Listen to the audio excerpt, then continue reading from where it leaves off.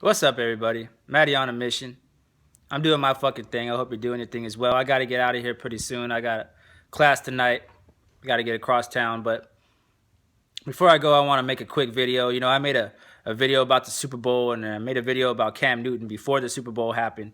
And then I wasn't able to do it because I had some technical difficulties after the Super Bowl happened. My microphone on my phone went out for some reason. But anyways, I'm back at it. And I just want to talk about the Super Bowl.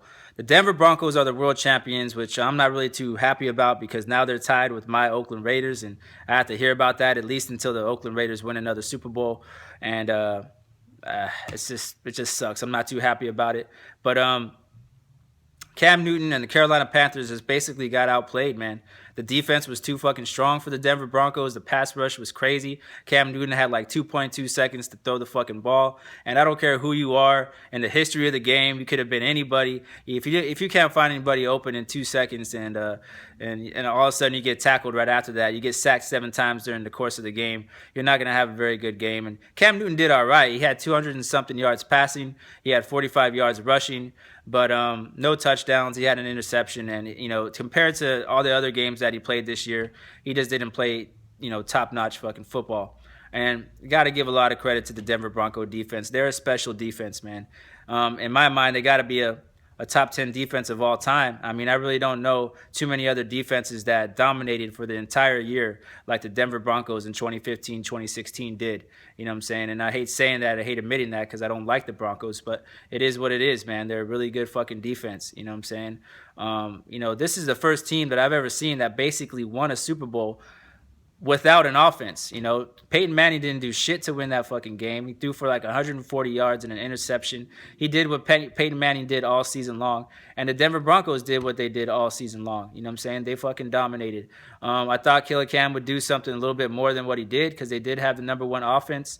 And Denver, at times this season did give up some points, but it just wasn't meant to be.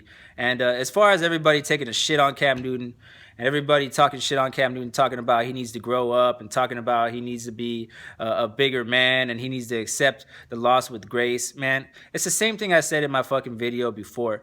Who the fuck are you to tell this guy how he should be acting, man? He's not the president of the United States. He doesn't have to win you over with his personality. He's not running for fucking any kind of public office. He's a quarterback, man, and he's good at what he does. And I still think he's a good fucking role model, man. It's just he reacted to losing the biggest game of his life in his individual way. There's no right way to lose. There's no right way to fucking react to a devastating loss like that. After you go 17-1 and then you get your ass absolutely handed to you in the biggest game of your life, how are you supposed to feel? You're supposed to go into the fucking press conference and give all these canned answers, give all these fucking answers that all the losing quarterbacks in the past have given. Well, we showed up, but I got to give credit to the other team, and they're a classy organization, and this and that, and they just played better than us. And Cam Newton said all those things. He just didn't say it with a fucking smile on his face. He was pouting the whole time. But that's his way of fucking reacting to what he's doing. Reacting to what happened, and it doesn't make him a piece of shit. It doesn't make him a bitch. It doesn't make him spoiled. It doesn't make him immature. It makes him Cam Newton. That's how the fuck he is, man. You don't have to like him. You don't have to love him. You know what I'm saying? And the main beef that I have with people that were judging him before the game, and they got all mixed up, me as well. They got all mixed up in the media hype of black versus white and Cam Newton versus Peyton Manning. That they were taking Cam Newton's personality and they were applying it to his fucking football ability. You know what I'm saying? They said, I want him to do bad because he's just an arrogant prick and he's dancing all over the field. Did he dance on Super Bowl Sunday? You can call him a prick if he did a fucking run and got up and dabbed in that game. But that didn't happen. Why? Because he got shut down. And he said it before, if you don't want him to dance, shut me down. And he didn't dance because he got shut down. You know what I'm saying? It is what it is, man. He didn't play his best fucking game, but it's one game. It's one reaction to the Super Bowl. And to be real with you, in a month, nobody's going to give a fuck about how Cam Newton reacted to losing the Super Bowl. And all you Timmy Tough guys making videos about how he needs to man up would fucking ask for a handshake and an autograph if you ever saw him in real life. And that's the truth, man. You know what I'm saying? He's just a guy. You know what I'm saying? He is just a guy who plays fucking the NFL. You know, he's a quarterback for the Carolina Panthers. He's not going to be the perfect role model. He's not Tom Brady. He's not the boy next door. That's not his media image. You know what I'm saying? He is who he is. Just let him be who he is. You know what I'm saying? I'm still in his corner, man. I know he's going to be doing well for years and years to come. There's still nobody who's played the game quite like him with the running and the way that he passes the ball. It's just when it came down to Super Bowl Sunday, he couldn't get the job done because he went against one of the best defenses that ever did it. To be honest with you, man, their defense is pretty fucking special on that side of the ball, you know, and you got to give credit where credit is due. You know what I'm saying? So just get off Cam Newton's nuts, man. I'm tired of talking about it. You know, he doesn't have to be everybody's favorite. I get it. America's beautiful, you know what I'm saying? We get to all have our opinions, and that's what makes America great. But at the same time, I just feel like people are shitting on Cam Newton because it's the popular thing to do right now. And it's just funny to me, man, you know. But anyways, shout out to the Denver Broncos. You guys did what you had to do. And yeah, to everybody saying that the fucking Super Bowl was fixed, man. Listen, I don't know if it was fixed or not. I really, you know, I don't know. You know what I'm saying? Nobody really knows. But I just look at it and I say, what would have to happen for the Super Bowl to be fixed? Like, there'd have to be so many secrets kept. It would have to be choreographed. It would have to be perfectly fucking performed and rehearsed in order to make it semi-believable. And you got to imagine all the people across the world are watching you, and you got to make sure that things go down in a specific way so that you can make it entertaining, but at the same time make the outcome happen the way you want it to happen. There's too much that goes into that. I do think the fucking refs were kind of, you know, being hard on the fucking Panthers. They called a lot of shit against them, but at the same time, the Panthers fucking dropped the ball literally too many fucking times, man, and they cost themselves the game with their bad play. And you can't blame the refs for that, you know what I'm saying? And, you know, the Super Bowl and the corporations that run the Super Bowl and own the NFL, they make their money on selling the game itself. That's why they had this whole backstory about a black quarterback and Peyton Manning going out a winner and retiring with the Super Bowl. They played that up, and ESPN and all the shows played that up because they wanted to sell the actual game. And they won that battle. They fucking sold the actual game.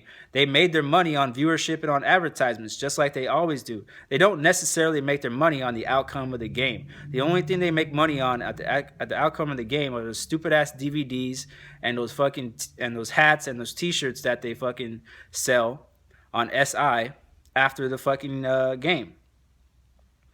But that's not where the majority or the bulk of their money is being made, and that's, you know, small potatoes compared to, you know, the advertising deals that are being sold prior to the game. So I just don't think it was fixed. Maybe it was, you know, tampered with as far as like, you know, the refs getting involved and stuff. And, you know, if that's happened, then that's what happened. But you just got to imagine, man, there's too many people out there that would be dying to make money and dying to fucking blow the whistle on the NFL fixing the most important game of the season. You know what I'm saying? There's too much incentive for somebody to blow the whistle on something like that to make it a serious possibility that it was fixed. You know, the Denver Broncos just played better than the fucking Panthers, man. They just did, and there's that is what it is. You know, if you think about it, it wasn't that big of a fucking surprise, man. The Denver defense has been that good, and the Carolina offense had a pretty soft schedule all season long.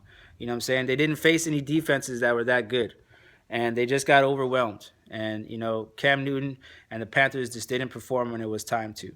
But, you know, if it was fixed, why are you watching it? That's my other, you know, question. If it was fixed, why are you watching it? Because it's entertaining?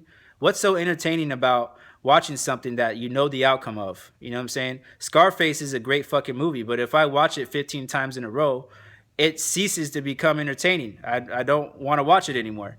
So, you know, that would be a bigger consumer move, and you'd be part of the problem if you're watching the game knowing that it was fixed. You know what I'm saying? So, I don't know. It is what it is, man. You know, the NFL could have done the same thing 2 years ago when they had Peyton Manning losing to Russell Wilson and the Seahawks the way they did. What was the fucking incentive for the NFL to have Russell Wilson win the Super Bowl? How much money were they going to make off of Russell Wilson winning the Super Bowl? They made their money on advertisement in that Super Bowl, just like they made their money on advertisement the last Super Bowl. You know what? I would have been convinced that the Super Bowl was fixed, if Peyton Manning would have threw for like 380 yards and 4 touchdowns, then I would have been like, okay, all right, the fucking Super Bowl is fixed. But that's not what happened. Peyton Manning did what he did all year long, which was be a very mediocre quarterback, and the Denver defense did what they did all year long, which was be a top-notch defense. And the outcome is the outcome. It was 24-10, and you know, I'm done talking about this whole Cam Newton black versus white quarterback was the Super Bowl fix and Denver Broncos bullshit. It just turns my stomach. I don't want to fucking talk about it anymore. You know, it is what it is. I am a fucking Raider fan, and I'm going to make Raider videos from now on because there's more important things than this shit, man. A month from now, nobody's going to give a fuck about how Cam Newton reacted. Nobody's going to give a fuck that the Denver Broncos won. In fact, the fucking average fan, you know, the middle America fan, the person who's a casual fan of the NFL, probably won't even remember who won the Super Bowl 2 months from now. So, you know, it is what it is, man. Shout out to Pistol 213. You just subbed me up. I respect that. Thank you very much, bro. I watch your videos. You're a good ass fucking video maker, man. You're cool as hell, and I'm glad that you subscribe to me. Shout out to D'Angelo Moore and shout out to Savannah Paris. I picked up 2 more subscribers. I think I'm up to 8 now. So the channel is growing, bro. You know what I'm saying? Until next time, Matty on a mission. I'm out here doing my motherfucking thing. I hope you're doing your thing as well. Raider Nation, we just dropped fucking Nate Allen. So it looks like we're heading in the right direction. We saved $5 million in cap space, and we already had a shit ton of cap space. So, man, we're looking good this offseason. I can't wait to see what happens. But until next time, I'll see you guys later. Peace out.